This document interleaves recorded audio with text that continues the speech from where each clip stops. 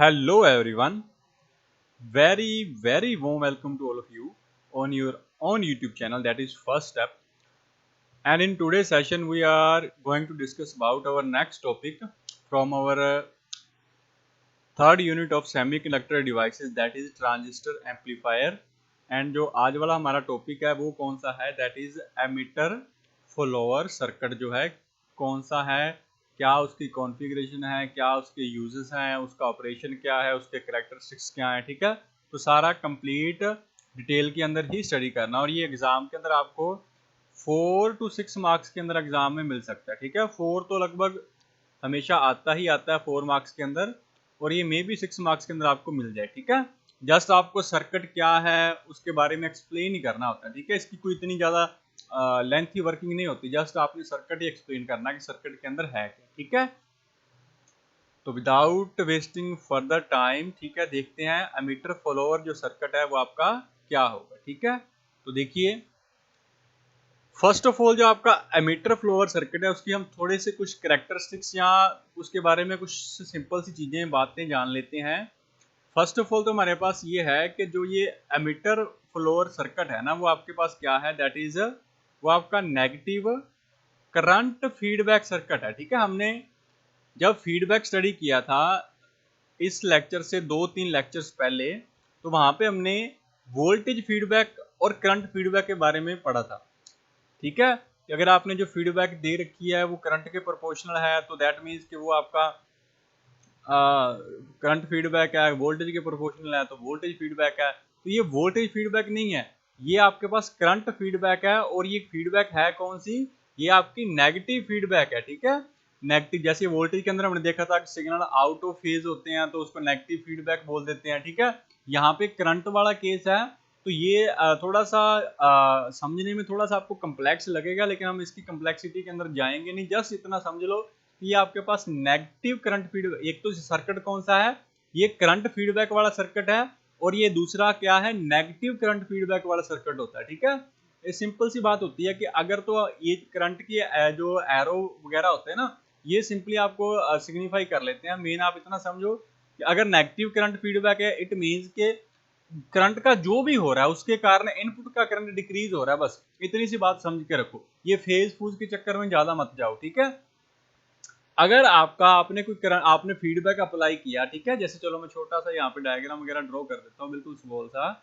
अगर आपने ये आपके पास कोई एम्पलीफायर वगैरह था, ठीक है, ये आपका एम्पलीफायर मैं ए लिख देता हूँ, ये आपका टर्मिनल था, इसके अक्रॉस आपने ये रेजिस्टेंस वगैरह कनेक्ट करवाया यहाँ पे, और यहाँ पे आप आउटपुट वगैरह ले रहे हो, ये आपके पास आउटपुट है, दैट इज आउटपुट है, ये आपके पास इनपुट है। ठीक है, यहाँ पे क्या हो रहा है कि आपने यहाँ से करंट इस साइड इस तरह से दे दिया, मान के चलो। ठीक है, ये आपका फीडबैक रेजिस्टेंस है आर एफ। ठीक है, तो इसके कारण क्या होगा, जो यहाँ पे ओवरऑल करंट होगा आई, वो तो डिक्रीज हो गया ना कुछ, क्योंकि यहाँ से करंट ज्यादा आ रहा था, कुछ इस साइड चला गया और कुछ इस साइड आ गया, तो ये करंट की वैल्यू डिक्रीज होगी। तो ये जो आपने फीडबैक सर्किट लगाया ना, ये कौन सा होगा, ये नेगेटिव करंट फीडबैक सर्किट होगा। ठीक है, तो ये कुछ इस टाइप की सर्किट होती है, इस टाइप का बिहेवियर होता है, तो इसमें ज्यादा आपको कम्प्लेक्सिटी जाने की जरूरत नहीं है। ठीक है, जस्ट याद रखो, एक तो ये आपका फीडबैक सर्किट कौन सा है, ये नेगेटिव है, और कौन सा फीडबैक है, ये करंट फीडबैक सर्किट होता है। ठीक है,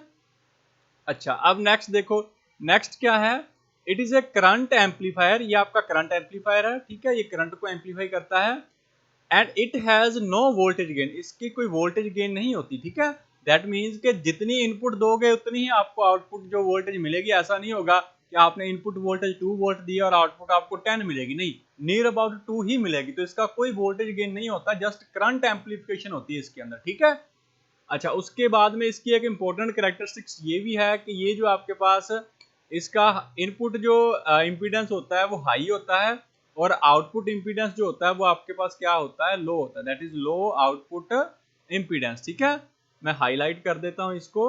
इसकी एक इम्पोर्टेंट कैरेक्टरिस्टिक्स ये भी है कि इसका जो इनपुट जो इम्पीडेंस होता है दैट इज वेरी हाई, बहुत हाई होता है, और आउटपुट जो होता है वो आपके पास क्या होता है, लो आउटपुट इम्पीडेंस होता है। ठीक है, तो इसीलिए जो ये एमीटर फॉलोअर सर्किट है ना बच्चे, इसको हम किसी भी सर्किट के अंदर यूज कर सकते हैं। अगर हमने क्या करना है, अगर हमने इम्पीडेंस को मैच करना है, मान के चलो उस सर्किट का इम्पीडेंस किसी वे से बहुत हाई हो चुका है और आपने उसको डिक्रीज लो वैल्यू पे लेके आना, तो आप क्या करोगे, उसमें एमीटर फ्लोवर सर्किट कनेक्ट कर दो। वो क्या करेगा, हाई को लो में कन्वर्ट कर देगा। That is why used for impedance matching के लिए हम इसको क्या करते हैं, यूज करते हैं। ठीक है, तो ये इसकी नंबर ऑफ इंपॉर्टेंट कैरेक्टरिस्टिक्स आप बोल सकते हो। ठीक है, ये नेगेटिव करंट फीडबैक सर्किट है, इसके अंदर कोई वोल्टेज गेन नहीं होगा, इसमें करंट एम्पलीफिकेशन होता है, इसका इनपुट इंपीडेंस हाई होता है और आउटपुट इसका लो होता है। दैट इज वाई इसको क्या यूज करोगे, as an impedance matching device भी आप यूज कर सकते हो। ठीक है, तो ये आपका एमीटर फ्लोवर सर्किट के बारे में सिंपल सी उसके कैरेक्टरिस्टिक्स हैं। तो अब हम देखते हैं कि वो सर्किट है क्या, जो आपके पास एमीटर फ्लोवर सर्किट है उसकी डिटेल वगैरह क्या है। ठीक है, तो देखिए सर्किट डिटेल के अंदर क्या आएगा। फर्स्ट ऑफ ऑल आपके पास क्या है, ये जो सर्किट है ना, this is slightly different from this circuit is slightly different from common emitter amplifier. जो आपका कॉमन एमीटर एम्पलीफायर है ना, उससे ये स्लाइटली डिफरेंट होता है। आपने कॉमन एमीटर एम्पलीफायर देखा होगा, हमने कर भी लिया है। ठीक है, जहां आपने जब हमने सेकेंड यूनिट किया था, वहां पे हमने वोल्टेज डिवाइडर बाइस फिक्स्ड बायस वहां पे सर्किट किए थे, तो वो कॉमन मीटर वाले ही सर्किट थी। उसमें से जो वोल्टेज डिवाइडर था ना, उसको देखो, और जो ये आपका सर्किट आपकी स्क्रीन के ऊपर है इसको देखो, लगभग आपको सेम ही लगेंगे। डिफरेंस कहाँ पे है, उसमें क्या था, उसमें यहाँ पे भी एक रेजिस्टेंस था। यहाँ पे आपके पास हमेशा कौन सा रेजिस्टेंस होता है, आर सी, हमेशा एक रेजिस्टेंस होता है। लेकिन इस सर्किट के अंदर ऐसा नहीं होगा। यहाँ पे हमने क्या किया, यहाँ से आर सी जो है कलेक्टर रेजिस्टेंस है, उसको कर दिया यहाँ से रिमूव। ठीक है, तो यहाँ पे लिखा हुआ है here that is R C is absent. That means collector resistance जो होगा ना, वो आपके पास क्या होता है, एब्सेंट होता है। ठीक है, तो ये एक्चुअल में आपका सर्किट वो कॉमन मीटर एम्पलीफायर ही है। डिफरेंस क्या है, पहला डिफरेंस तो ये है कि इसके अंदर आरसी डिफरेंट होता है, आरसी होता ही नहीं है। ठीक है, एक्चुअल में आरसी का काम क्या होता है, हमने लोड रेजिस्टेंस जो होता है ना, आरसी या कलेक्टर रेजिस्टेंस जो है, इसके क्रॉस, जैसे अगर यहाँ पे ये आपका अटैच्ड होता है, मान के चलो ये आपका आरसी यहाँ पे अटैच्ड है, तो हम वोल्टेज इसके कोरस्पोंडिंग लेते हैं, आउटपुट वोल्टेज। ठीक है, तो अब हमने क्या किया, इस आरसी को यहाँ से रिमूव भी कर दिया, ये यहाँ पे एब्सेंट है। ये आपका फर्स्ट पॉइंट है, RC is absent. RC absent है तो इसमें क्या करोगे, आउटपुट तो लेनी है। फिर आउटपुट कहाँ पे ली जाती है, इसमें बच्चे आउटपुट ले जाती है आर ई जो है ना, आर ही itself act as the load, वो खुद ही लोड की तरह एक्ट करेगा। और आप आउटपुट कहाँ पे लोगे, you need to take output from R E. ठीक है, एंड आउटपुट जो है is taken across R E. तो आउटपुट आप कहाँ पे लोगे, ये रहा आर ई। तो ये देखो यहाँ पे हमने आउटपुट ले रखी है, इस टर्मिनल को यहाँ पे कनेक्ट कर रखा है और ये आपका ग्राउंडेड है। तो इस आर ई के कोरस्पोंडिंग हमने क्या ले रखी है, अपनी आउटपुट ले रखी है। ठीक है, आई होप सो क्लियर होगा। तो ये आपका कॉमन एमीटर एम्पलीफायर ही है, बस दो चेंज हो चुके हैं। एक तो आरसी जो था आपके पास, यहाँ पे था आरसी, यहाँ पे कहीं प्रेजेंट था आरसी, उसको हमने यहाँ से रिमूव कर दिया। अब उसके कोरस्पोंडिंग तो हम वोल्टेज ले रहे थे, आउटपुट वोल्टेज। तो अब वोल्टेज कहाँ से लोगे, अब हमने वोल्टेज ले ली कहाँ से, इस जो आपका पास एमीटर रेजिस्टेंस है, यहाँ से हमने ले ली आउटपुट वोल्टेज। ठीक है, जस्ट ये ही डिफरेंस है आपके पास between the common emitter amplifier जो कन्वेंशनल सर्किट होता है and this emitter follower circuit के अंदर यही डिफरेंस है। ठीक है, आई होप सो क्लियर होगा, इसमें कोई कंफ्यूजन नहीं है, बिल्कुल सिंपल सी चीज है। ठीक है, तो ये दो डिफरेंस हो गया। अच्छा, अब क्या है, ये जो यहाँ पे मैंने सर्किट ले रखा है, ये बच्चे कौन सा सर्किट है, देखो यहाँ पे, ये आपका N, ये आपका P और ये आपका N है, और P से N एरो की डायरेक्शन आपके पास सही है। ठीक है, ये आपका बेस हो गया, ये आपका एमीटर हो चुका है, और ये आपके पास कौन सा टर्मिनल आ गया, कलेक्टर आ गया। ठीक है, तो क्लियर है, जस्ट डिफरेंस यही है कि कलेक्टर वाली साइड के अंदर कलेक्टर रेजिस्टेंस है ही नहीं, वो उसको हमने रिमूव कर दिया। अब उसके कोरस्पोंडिंग हमने वोल्टेज लेनी थी, तो अब वोल्टेज हमने कहां से लिया है, जो आपका आर ई लोड रेजिस्टेंस था, सॉरी एमीटर रेजिस्टेंस था, उसको हमने एज ए लोड एक्ट करवाया और वहां से हमने क्या ली है, आउटपुट लिया। क्लियर है बच्चे, तो आई होप सो क्लियर होगा, सिंपल सी चीज है। ठीक है, अच्छा अब देखो, अब मेरे पास क्या है यहाँ पे, अब जो नेक्स्ट चीज है ना, जो यहाँ पे हमने डिस्कस करनी है, वो क्या है कि इस सर्किट के अंदर आप जो बाइसिंग है ना, वो दो वे से प्रोवाइड करवा सकते हो। बाइसिंग सर्किट हमने कर ली है, ठीक है। आई थिंक क्लियर होगा बाइसिंग कैसे की जाती है, क्यों की जाती है, सेकंड यूनिट के अंदर हमने डिटेल से किया है। तो बाइसिंग में भी प्रोवाइडेड बाय, बाइसिंग आप वोल्टेज डिवाइडर से मेथड से प्रोवाइड करवा सकते हो, जहां आपका जो बेस रजिस्टर मेथड होता है उससे भी आप प्रोवाइड करवा सकते हो, जिसके अंदर सिर्फ ये एक ही रजिस्टेंस होता है, यहाँ पे ये दूसरा रजिस्टेंस नहीं होता, ठीक है। तो अब इस टाइम पे जो हमने सर्किट ले रखा है, इसमें ये जो कॉन्फ़िगरेशन है ये कौन सी है फिर बच्चे, that is your voltage divider बाइस हमने यहाँ पे यूज कर रखी है, ठीक है। तो इसका सर्किट हमने अच्छी डिटेलिंग से कर भी रखा है, वोल्टेज डिवाइडर बाइस के अंदर क्या होता है। तो ये आपके पास फोर्थ पॉइंट हो चुका है इसका, ठीक है। इसमें आप वोल्टेज डिवाइडर बाइस यूज कर सकते हो, या आप क्या यूज कर सकते हो, योर बेस रजिस्टर्स मेथड जो है वो भी यूज कर सकते हो, ठीक है। अब अगर इस सर्किट में देखोगे तो यहाँ पे इस सर्किट के अंदर क्या है, आपका जो कलेक्टर है ना वो दोनों में कॉमन है। देखो ये आपके पास क्या है, यहाँ पे आपने ले ली इनपुट, ये कौन सा टर्मिनल है, ये आपका बेस वाला टर्मिनल है। ये आपका टर्मिनल कौन सा है, ये आपका एमीटर टर्मिनल है, ठीक है। ये that is your emitter terminal है, और इसके कोरस्पोंडिंग आपने क्या ले ली, इसके कोरस्पोंडिंग आपने ले ली आउटपुट। तो इनपुट और आउटपुट में जो कॉमन होता है उसको हम कॉमन बोलते हैं, ठीक है। अब कॉमन यहाँ पे कौन सा है, ये सी है आपके पास, ये कलेक्टर दोनों में, इट मींस क्या हो गया, कॉमन हो गया, दोनों के सेंटर में आ गया। ना तो ये इनपुट वाली साइड है ना ये आउटपुट वाली साइड है, दोनों के सेंटर में है। तो इट मींस यहाँ पे कलेक्टर आपका क्या हो गया बच्चे, it means your collector is common between these two junction. यहाँ पे ये कॉमन हो चुका है, ठीक है। मैंने इसका इक्विवेलेंट सर्किट नहीं ड्रॉ किया, जस्ट वो कंफ्यूजन सी क्रिएट करेगा, जस्ट आप सिंगल एक ही कर लो, लेकिन आपको समझ आ चुका होगा कि यहाँ पे कलेक्टर कॉमन हो चुका है, ठीक है ना। वो इनपुट में भी सेंटर में आ रहा है, आउटपुट में भी वो सेंटर में आएगा। तो इट मींस यहाँ पे आपके पास कलेक्टर क्या है, कॉमन है।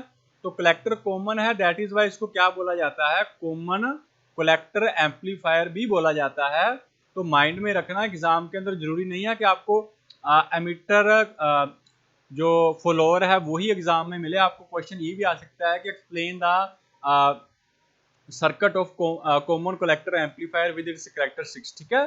तो कॉमन कलेक्टर एम्पलीफायर जो है दैट मींस कि वो एमिटर फॉलोअर ही है। क्लियर है, आई होप सो क्लियर होगा। सिंपल सी बात है कि यहाँ पे कलेक्टर जो है इनपुट और आउटपुट दोनों के अंदर क्या हो चुका है, कॉमन हो चुका है, ठीक है। तो ये आपका सर्किट हो गया। अच्छा अब देखिए नेक्स्ट मेरे पास क्या है, अब नेक्स्ट जो है दैट इज ऑपरेशन देखना हमने। अब इसका ऑपरेशन दैट मीन्स कि इसकी वर्किंग देखनी है कि ये वर्क वगैरह किस वे से करेगा, ठीक है। तो यहाँ पे इसकी वर्किंग क्या है, वर्किंग के लिए देखो मेरे पास, जब हमने इनपुट अप्लाई की, व्हेन इनपुट इज अप्लाइड, जब आप इनपुट अप्लाई करोगे कहाँ पे, बिटवीन बेस एंड एमीटर, ठीक है। तो ये देखो ये आपका टर्मिनल क्या था, ये आपका बेस था, मैंने पहले ऊपर लिखा था, दैट इज योर बेस है। और ये यहाँ पे आपके पास क्या आ गया, ये आपके पास एमीटर आ गया। तो इन दोनों के इन बिटवीन आपने इनपुट अप्लाई कर रखी है, ये देखो यहाँ पे ये रहा आपका सिग्नल जो हमने यहाँ पे अप्लाई किया है वी इनपुट के ऊपर, ठीक है। तो अगर यहाँ पे सिग्नल अप्लाई करोगे तो बच्चे आपको पता है बेस करंट फ्लो करेगा, बेस करंट फ्लो करेगा तो इस रेजिस्टेंस के अक्रॉस एमीटर करंट फ्लो करेगा। तो यही लिखा हुआ है, it means AC emitter current जो है वो क्या होगा, वो आपका प्रोड्यूस होगा, ठीक है। तो अगर आपका करंट प्रोड्यूस होगा, एक मिनट में यहाँ से ये एक्स्ट्रा एक बार रिमूव कर देता हूँ, ठीक है। तो अगर आपका करंट एमीटर में से करंट फ्लो करेगा तो इट मींस इसके अक्रॉस जो है आपके पास वोल्टेज ड्रॉप भी होगा ना इसके अक्रॉस, तो वो लिखा हुआ है it means voltage drop across R E takes place, ठीक है, दैट इज टेक प्लेस। तो यहाँ पे आपके पास क्या हो जाएगा, वोल्टेज ड्रॉप होगा। तो कितना वोल्टेज ड्रॉप होगा वो हमें पता है, वो किसके इक्वल होता है, करंट मल्टीप्लाई बाय रेजिस्टेंस। तो वो आ गया आपके पास आई ई आर ई, इतना इसके क्रॉस क्या हो जाएगा, वोल्टेज ड्रॉप हो जाएगा, ठीक है।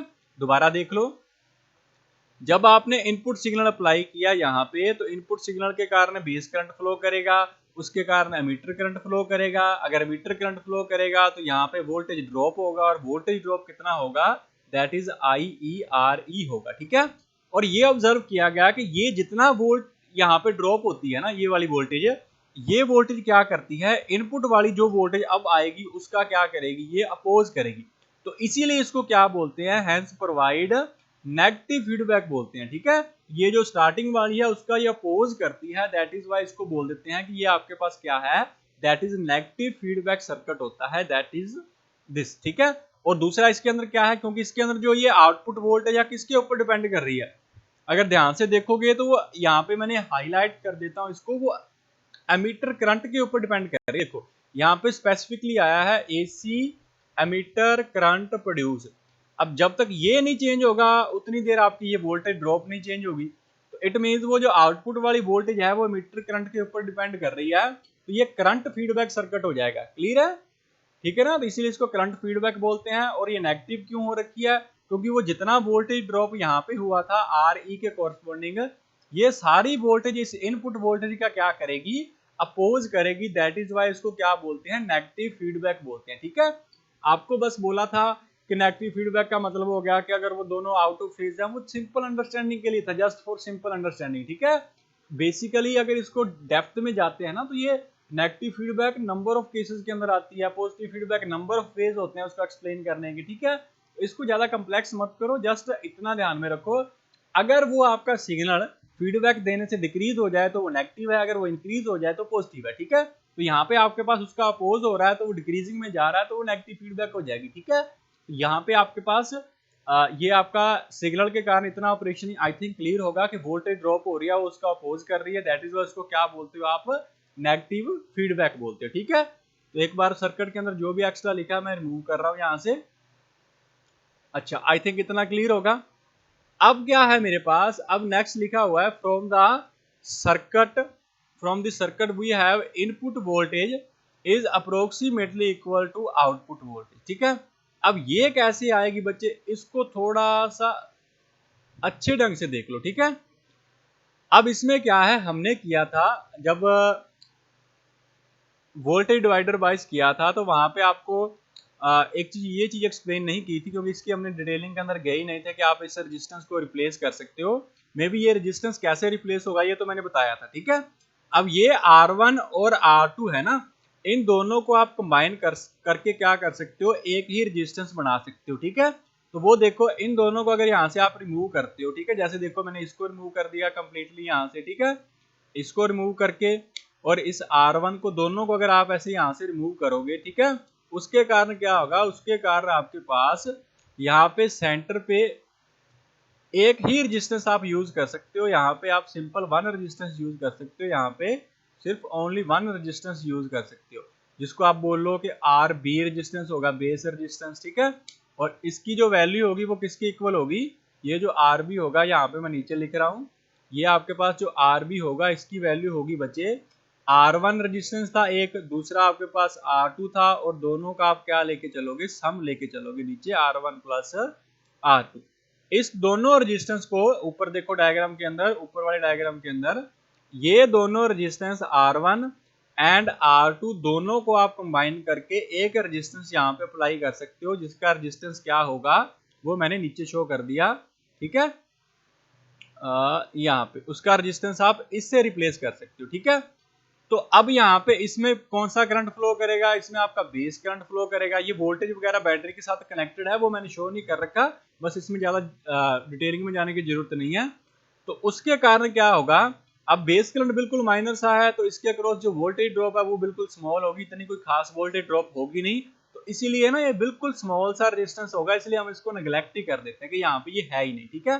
तो सिंपली यहाँ से इसको रिमूव करोगे कि ये यहाँ पे है नहीं, तो देखो यहाँ पे मेरे पास क्या होगा, बस मैंने आपको बता दिया कि इसको आप कैसे लिख सकते हो, ये कहाँ पे आएगा, कैसे यहाँ से जाएगा, इस वे से। ठीक है? तो अब देखो मेरे पास क्या है, ये अगेन मैं इसको रिमूव कर रहा हूँ, यहाँ पे ये रेजिस्टेंस अपने दोनों ही नहीं है। ठीक है? तो अब क्या है, हमने ये भी मान लिया कि रेजिस्टेंस एक आ सकता है जिसका आपके पास रेजिस्टेंस क्या होगा, ये आर बी रेजिस्टेंस होगा, लेकिन ये बिल्कुल स्मॉल सी वैल्यू होगी, उसको नेग्लेक्ट कर सकते हो। ठीक है? तो अब क्या करना है, अब आपने यहाँ पे इस जंक्शन के ऊपर, इनपुट के ऊपर आपने यहाँ पे सर्कल अप्लाई करना है, यहाँ पे आपने लूप लो अप्लाई करना है, केवीएल अप्लाई कर दो इनपुट के ऊपर। ठीक है? यहाँ पे इन दोनों टर्मिनल के अंदर वोल्टेज कौन सी होगी, आपका बेस और एमीटर वोल्टेज होगी। ठीक है? इस साइड आपका पॉजिटिव साइकिल से मान के चलो, ये पॉजिटिव है, ये आपका नेगेटिव है, और ये आपका पॉजिटिव है, ये आपके पास क्या है, नेगेटिव है। ठीक है? तो ये सिंपल सी आपके पास हमने केवीएल जो लूप है वो ड्रॉ किया है यहाँ पे। तो अब इस लूप के अकॉर्डिंग देखो आपके पास ये जो इनपुट और आउटपुट वोल्टेज दोनों सेम किस वे से आएंगे, इसको ध्यान से देख लो। ठीक है? तो देखो यहाँ पे कैसे होगा, पहले यहाँ से ऊपर जाओगे तो इनपुट वोल्टेज माइनस में आई है, माइनस वी इनपुट आ गया। अब प्लस में चलो, अगर आप मान के चलो कि यहाँ पे ये रेजिस्टेंस है तो ले लो, कोई दिक्कत नहीं है। ये आपके पास बेस रेजिस्टेंस आई भी करंट आ गया और आपके पास आर भी रेजिस्टेंस आ गया। प्लस में वोल्टेज कौन सी आ गई, ये वीबीई वोल्टेज आएगी, फिर that is base emitter voltage आएगी। उसके बाद में इस साइड करंट आएगा, इसके क्रॉस जो वोल्टेज ड्रॉप है उसको हमने क्या ले रखा, आउटपुट वोल्टेज। तो प्लस में क्या आ गई, V output voltage equals to क्या आएगी, जीरो आएगी। अब हमें ये भी पता है कि ये भी अप्रोक्सीमेटली जीरो है, इसकी वैल्यू भी बिल्कुल स्मॉल होती है, तो इसको भी आप near about zero he consider कर लो, कोई प्रॉब्लम नहीं है। तो क्या बचा यहाँ से, ये बच गया माइनस वी इनपुट प्लस में V output is equal to zero. इसको सिंप्लीफाई करोगे तो क्या आ गया, जो आपका वी इनपुट है वो अप्रोक्सीमेटली आप लिख सकते हो वी आउटपुट के क्या आएगा, इक्वल आएगा। और इसीलिए मैंने ये यहाँ पे डायरेक्टली लिखा हुआ है कि V input is equal to V output आएगा। ठीक है, आई होप सो क्लियर होगा, सिंपल सी बात है। तो अब हमने क्या ऑब्जर्व किया कि जो आउटपुट वोल्टेज है ना, अब इसमें से सर्किट के अंदर जो भी है एक्स्ट्रा मैं रिमूव कर रहा हूं एक बार, ठीक है, वो आपका प्रीवियस जो है वो रेजिस्टेंस आ जाएगा। ठीक है, जस्ट मैंने उसको हाइड कर रखा था, यहां से रिमूव नहीं किया, तो ये देखो। ठीक है, अब क्या हुआ, अब हमने ये देखा कि जो इसके अक्रॉस जो आउटपुट वोल्टेज आ रही है वो अप्रोक्सीमेटली किसके इक्वल है, इसके इक्वल है। तो इट मींस ये जो वोल्टेज है, दैट मींस ये कौन सी वोल्टेज है, ये आपके पास एमीटर वोल्टेज है। ठीक है, दैट इज एमीटर वोल्टेज जो है वो किसको फॉलो कर रही है, एमीटर वोल्टेज फॉलो कर रही है इनपुट वोल्टेज को। ठीक है, इसीलिए इसको क्या नेम दिया गया, एमीटर फॉलोवर। ठीक है, therefore named as emitter follower, क्योंकि जो आउटपुट आपकी वोल्टेज है वो किसको फॉलो कर रही है, इनपुट वोल्टेज को फॉलो करती है, लगभग सेम ही रहती है, नियर अबाउट सेम है। तो इसीलिए स्टार्टिंग में हमने किया था कि इसका वोल्टेज गेन कोई नहीं होता, जैसी आपकी इनपुट है वैसी आपकी आउटपुट आ जाती है, तो कोई इसके अंदर गेन नहीं है।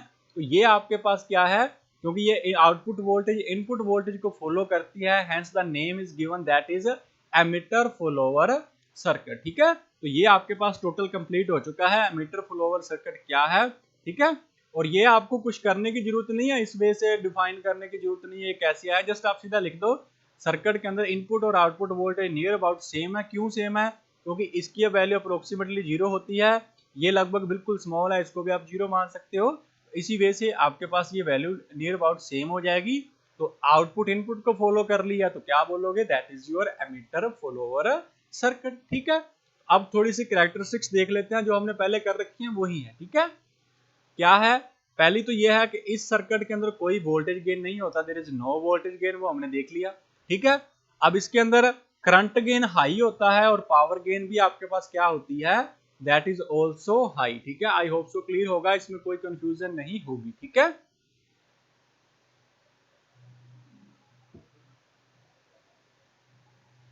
और लास्ट वन जो है थर्ड वन, वो हमने देख ही लिया कि हाई इनपुट इंपीडेंस होगा और लो आउटपुट इंपीडेंस होगा। ठीक है, वो स्टार्टिंग वाली ही है, बस यहाँ पे एज ए कैरेक्टरिस्टिक्स इनको लिख देना एग्जाम के अंदर। तो ये आपका 4 मार्क्स तो डेफिनेटली है, 6 भी आ जाएंगे, कोई प्रॉब्लम नहीं है इसके अंदर। ठीक है, फुल डेप्थ के अंदर करवा दिया, फुल लेंथ के अंदर करवा दिया, तो अच्छे ढंग से अपने नोट्स वगैरह प्रिपेयर करो बच्चे। और ये लगभग आपका एक ही टॉपिक इसके अंदर रहता है जो इंपॉर्टेंट है, आरसी कपल्ड एम्पलीफायर एग्जाम के अंदर लगभग हर बार आया है, बहुत लेंथी सा टॉपिक है, वो देखेंगे आपके क्वेश्चंस जो हैं वो कंप्लीट हो जाएंगे इसके अंदर। ठीक है, जो 5 क्वेश्चंस आपने अटेम्प्ट करने हैं वो लगभग सारे कंप्लीट हो जाएंगे। ठीक है, 4 तो डेफिनेटली है और 5th भी हो जाएगा, एक आधा क्वेश्चन और है 1-2 लेक्चर्स के अंदर, वो उसको कर लेंगे। ठीक है, तो इसको अच्छे ढंग से नोट्स प्रिपेयर करो, इसको करो। ठीक है बच्चे, thank you and have a nice day.